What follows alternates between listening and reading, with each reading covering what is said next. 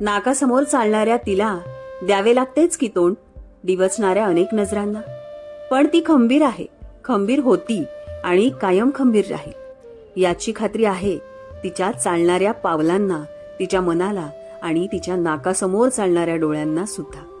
ती कणखर आहे, हळवी आहे, मायाळू आहे आणि दयाळू सुद्धा.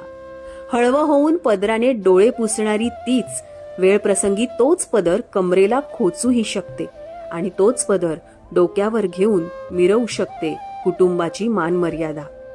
तिच्या पायातल्या जोडव्यांमध्ये एकवटून ठेवली आहेत तिने तिच्या घराच्या उमऱ्याच्या आतली अब्रू. सगळ्या जाणीवांना, सगळ्या स्वप्नांना आंबाड्याच्या घट्ट विळख्यात दडवून ठेवलं आहे अगदी सुरक्षितपणे. ती समजू शकते कुटुंबातील प्रत्येकाच्या अडचणी, दुःख आणि जपूही शकते प्रत्येकाच्या चेहऱ्यावरचा आनंद. पण कोणाची काय हिंमत की तिच्या मनाला समजू शकेल? ज्याने समजलं तो जिंकला, कारण तिला समजणं तसं फार सोपं नाही. फक्त समजून घेण्यासाठी पाहिजे आहे एक हळवं मन, सर्व शंकांपासून अलिप्त असलेलं.